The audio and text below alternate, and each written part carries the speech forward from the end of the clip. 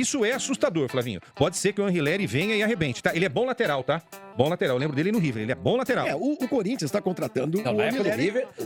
River era um baita Mas lateral. 19, Muito bom. bom. E é esse jogador que o 19 ele tava também. Ele não era titularíssimo, mas ele Não, tava. se o Corinthians contratou o Anrileri do River, fez uma baita contratação. Fala pessoal, sejam muito bem-vindos ao Corinthians Informa e agora vamos acompanhar as últimas novidades sobre o Timão. O Corinthians, contratou um lateral esquerdo finalmente ali, o Anrileri foi anunciado oficialmente, essa negociação vinha se arrastando nas últimas semanas, o jogador ali pediu aumento salarial, o Corinthians tentou chegar no meio termo, eis que eles acabaram fechando a negociação e ele foi anunciado oficialmente como um novo jogador, novo lateral esquerdo do Timão. Lembrando que é um cara com uma idade já dos 30 anos ali, é experiente, foi considerado por muitos um dos melhores laterais sul-americanos nos últimos anos. Então agora o Corinthians tem a oportunidade gigantesca de ter um bom lateral, um lateral com mais segurança e experiência na sua lateral esquerda. Agora vamos ver o que a imprensa falou, Sormani, Quesada, enfim, Facincani e também o Flávio, tudo que eles analisaram sobre esse grande jogador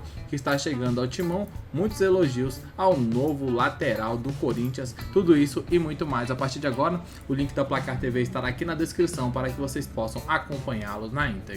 Quando é que acontece isso? Chegou o lateral Ele apresenta esquerdo de cadeira de rodas o programa. que se chama Anrileri. Anrileri. Chegou, já tá treinando, eu vi ele falando com o Já. Até antes do programa ele não estava inscrito oficialmente, então já vai ser inscrito e aí pode ficar livre para defender o Corinthians.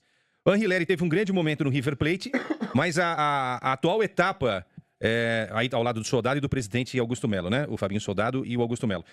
A última etapa, que é a atual etapa da carreira do Anrileri, não é das mais legais. Aí um levantamento rápido. O último jogo dele, Flavinho, acredite se quiser, foi no dia 12 de maio de 2024. Caramba, tem um jogo Getafe e Cádiz pelo Campeonato Espanhol, tá? De 22 pra cá, agosto de 22 pra cá... Ele é alto, hein, pra lateral? De agosto de 22 pra cá, que é quando ele estreia no futebol europeu, Anrileri disputou 27 partidas e não jogou mais do que 1000 minutos. É pouco. O que aconteceu? Ele se machucou?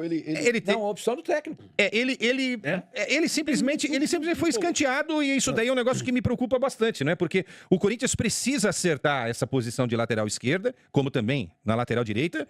O Corinthians traz um quarto lateral e cheio de dúvidas, com expectativas que não são das melhores. Porque o Hugo não aprovou. O Bidu é o melhorzinho, mas se tiver a chance de vendê-lo, o Corinthians vende. E o Palácios só jogou 40 minutos nessa temporada, vindo aí de um processo de contusão de quase um ano. Isso é assustador, Flavinho. Pode ser que o Anrileri venha e arrebente, tá? Ele é bom lateral, tá? Bom lateral. Eu lembro dele no River. Ele é bom lateral. O Corinthians está contratando Não, o na Anrileri. época do River era um baita lateral. 19. Muito bom. Muito E é esse jogador que o 19 ele estava também. Ele não era titularíssimo, mas ele Não, estava... se o Corinthians contratou o Anrileri do River, fez uma baita contratação. Não, ele foi colocado num freezer durante 3 anos, então. não jogou nada. Mas a gente sabe que não é isso, De 19 para 25 Ele são teve 6 alguma anos. contusão séria?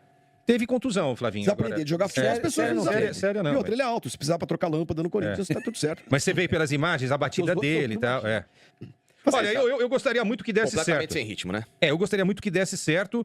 Ritmo é fundamental. E outra, ele vai entrar, o Facincani, num momento que o que não pode faltar é o tal do ritmo. Exato. Porque o Corinthians só tem decisão. Agora é Teve só decisão paulada. quarta, tem decisão agora, vai pra Guayaquil, depois tem semifinal, depois tem o outro jogo da final, o primeiro jogo da Tem final. a questão ritmo e tem a questão física, Física também. Ele tá pronto pra jogar ou ele é um cara que o projeto, sei lá. A ideia Não, do Corinthians não é botar pra jogar agora. Não, inscrito ele já fica à disposição, provavelmente, e banco, Tá. E como opção no banco de Ele reserva. tá treinando, correndo, treinando numa boa. Agora, aí é o seguinte, tá batendo na bola, legal. A hora em que o jogo começa, porque aí, por exemplo, não tem o Neymar, Ele não vai ter que encarar um Lucas Moura. Ele não vai ter que marcar um Estevão, Entendeu? O Estevão joga do lado dele. Então é isso daí. É o que eu falo. Treino é treino, jogo é jogo. É só na hora que o melão rola. A outra coisa, muita gente preocupada com a história do Memphis ir para a seleção da Holanda.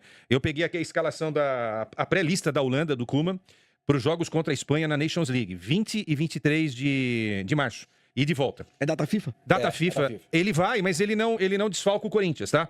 Porque se o Corinthians chegar à decisão do campeonato, as finais do campeonato estão marcadas para 16 e 27 de março. Nesse período tem a seleção brasileira também. Caramba, 11 dias entre o primeiro e o segundo jogo. Isso. Ele está numa pré-convocatória, tá? Pelo que ele apresentou nesses 2 jogos...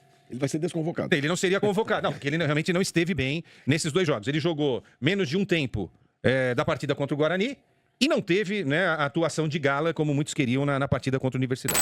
O primeiro e único reforço do Corinthians nessa janela. Trata-se do argentino Fabrício Angileri, lateral esquerdo, que chega para ser titular. Mas por que o único? O Corinthians contratou muito nas 2 últimas janelas e, obviamente, abriu a torneira. Chegou nesse ano, o Corinthians precisava dar uma segurada nas finanças, uma fechada na torneira. E aí, portanto, apenas o Fabrício Angileri. O que me espanta é que o Corinthians já tem 3 laterais, já falamos sobre isso. Então, acho que a conta é muito fácil de ser feita, né? Em algum momento, algum deles será liberado. Eu acho que o Matheus Bidu, na minha opinião, acho que o Bidu pode alcançar o nível que alcançou o ano passado, mesmo jogando muito mal esse ano, defensivamente, ofensivamente ele sempre vai bem, mas o Hugo, acho que não tem, já falei, né, nível para jogar no Corinthians, poderia ser liberado, e aí deixa o Bidu ali como um reserva, podendo jogar em determinados jogos em que o Corinthians precisa ser mais ofensivo, e o Palácios eu não sei o que dizer. Então o Angileri chega para ser titular, e também me espanta porque ele não atua há 9 meses, desde maio de 2024. O Angileri, ele foi muito bem no River Plate, no Getafe não teve a mesma, né, a performance, ele chega por empréstimo até o final do ano, então ele vai ter que jogar, foi contratado por indicação do técnico, então ele vai jogar, mas ele não joga há muito tempo, vai demorar um tempinho para ele readquirir de ritmo de jogo. Ele inclusive foi registrado no BID, já pode ser inscrito no Paulista nessa sexta-feira e pode jogar contra o Mirassol no domingo. Mas será que já vai entrar assim depois de tanto tempo parado? Eu acho muito difícil, pode ser que ele ganhe alguns minutos, mas começando como titular eu acho bem complicado. Inclusive para as próximas partidas, né? É muito tempo de inatividade. Mas tá claro que o Corinthians contratou um jogador para ser titular. Aos 30 anos, o Angileri chega com o estofo de ser um lateral mais equilibrado, sendo que no elenco, né, o Hugo, ele, na opinião da comissão técnica, é mais defensivo e o Bidu mais ofensivo, né? E os dois acabam também comprometendo nos outros setores, né? Eu acho que eles comprometem nos dois, mas enfim. O Hugo não ataca e o Bidu acaba não defendendo. Vamos lá, até o fim de 2025, o Angileri, que já está no BID, contratado por empréstimo, já trabalhou no CT, já conheceu os companheiros, já está ambientado, já chegou e vai jogar porque ele foi contratado para isso. É óbvio que falta lateral direito, faltam defensores, embora o Ramon diga que não, né? Na entrevista coletiva disse que não. Temos vários defensores aqui, quantitativamente sim, e qualitativamente. Será, Ramon? O fato é que o Corinthians não vai dar para ele, o clube não vai dar para ele esse reforço até esta sexta-feira, quando fecha a janela. Só agora, na metade do ano. O Corinthians vai com o que tem, até o fim do Paulista e o início do Brasileiro, e a sequência da Libertadores e depois a Copa do Brasil. E isso é preocupante. Mais preocupante ainda é porque existe um levantamento que é bizarro, gente. É bizarro. O Corinthians tomou gol em 80% dos jogos.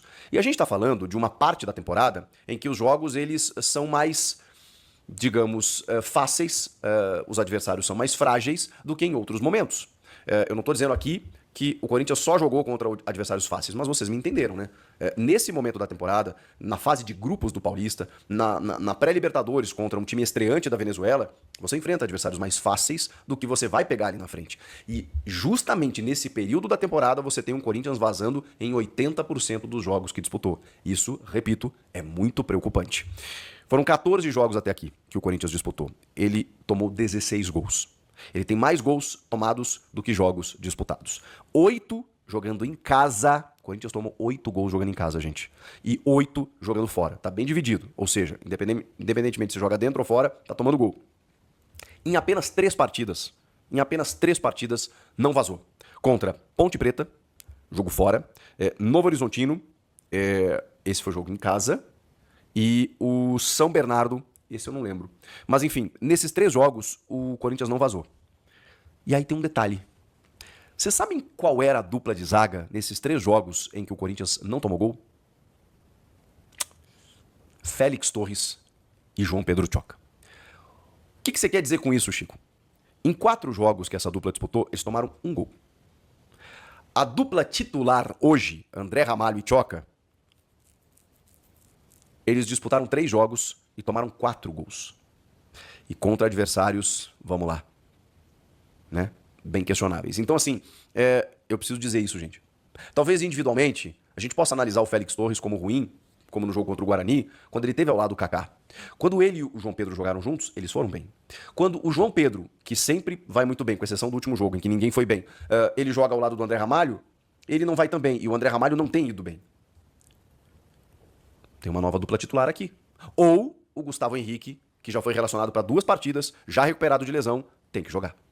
E aí eu sei que fica sempre aquela máxima do cara que tá de fora é melhor, mas o que tá dentro não tá resolvendo. Eu tô falando aqui, eu tô mostrando os números. 80% dos jogos o Corinthians vazou. E não passa só pela dupla de zaga, passa pelos laterais, que não tem como resolver 100%, né? Agora chegou um lateral esquerdo que vai precisar de ritmo de jogo. na frente da defesa. O Ranieri, que até não vinha jogando tão bem, e era o cão de guarda, machucou. Então o Martínez ali tende a resolver o processo. Mas o Martínez, o que ele tem de bom, ele tem de ruim. Porque o Martínez é um cara que corre maravilhosamente bem, ataca o espaço, briga pelo time, tá em todas as partes do campo. Ao mesmo tempo, ele não guarda a posição. O Martínez não é posicionado.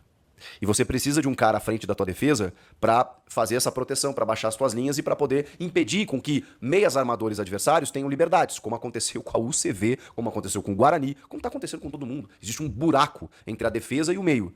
E precisa de um jogador ali que talvez possa até ser o Alex Santana, que é um cara bem brigador para poder cumprir essa função.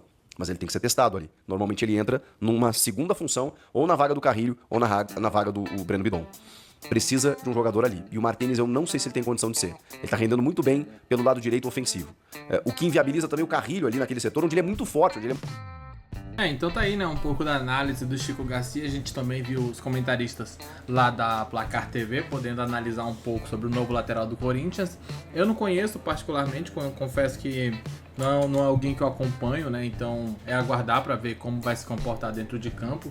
É um jogador que chega ali com uma bagagem bem interessante, tendo em vista que era um dos melhores laterais enquanto estava atuando aquilo no futebol sul-americano. Foi para a Europa, acabou tendo algumas lesões, ficou um tempo parado. Agora vai voltar na tentativa de se reerguer e também ajudar o Corinthians, que tem 2 laterais bem abaixo daquilo que se espera. Comente o que você achou, opine aqui nos comentários, dê sua opinião, é importante demais a participação de vocês e daqui a pouco voltaremos com mais informações. Obrigado a todos, valeu!